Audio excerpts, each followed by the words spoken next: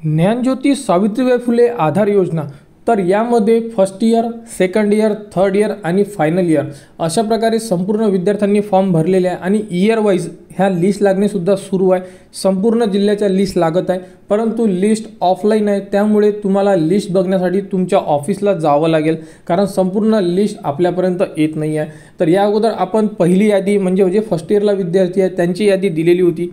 तर आता आपल्याकडे एक यादी आलेली आहे, ही आहे पुणेची आणि यामध्ये जे द्वितीय वर्ष म्हणजे सेकंड इयरला जे विद्यार्थी शिकत आहे आणि यामध्ये जे विद्यार्थी पात्र आहेत ते विद्यार्थ्यांचे सिलेक्शन झालेले आहे, त्या विद्यार्थ्यांची ही लिस्ट आहे आणि त्यांना आता येत्या काही दिवसामध्ये जे पैसे असणार आहे आधार योजनेचे हे त्यांच्या थेट बँकेमध्ये जमा करण्यात येणार आहे। तर ही जी लिस्ट आहे ही तुम्हाला आपल्या टेलिग्राम चॅनलवर देण्यात येणार। जेही विद्यार्थी पुण्याला सेकंड इयरमध्ये असेल ते ही लिस्ट बघू शकतात आणि यानंतर थर्ड इयर आणि फायनल इयरच्या ज्या लिस्ट येतील जर आपल्यापर्यंत आल्या तर त्यासुद्धा तुम्हाला आपल्या टेलिग्राम चॅनलवर उपलब्ध करून देण्यात येणार आहे।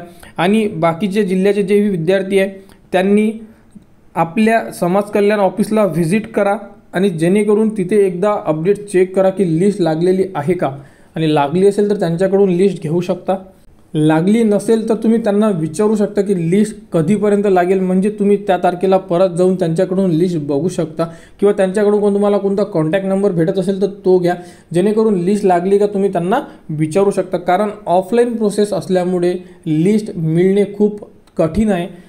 ऑनलाईनमध्ये संपूर्ण लिस्ट एकाच वेळेस लागतात म्हणून संपूर्ण लिस्ट आपल्याला मिळतात। तर ही पुण्याची लिस्ट आहे, आपल्या टेलिग्राम चॅनलवर देण्यात येणार, तिथून तुम्ही यामध्ये तुमचं नाव आहे किंवा नाही एकदा बघू शकता। आणि ज्ञानज्योती सावित्रीबाई फुले आधार योजनेबद्दल जशा लिस्ट येतील त्या तुम्हाला आपल्या टेलिग्राम व आपल्या यूट्यूब चॅनलवर देण्यात येणार। त्यासाठी आपल्या चॅनलला सबस्क्राईब करा व हा व्हिडिओ इतरांपर्यंत शेअर करा।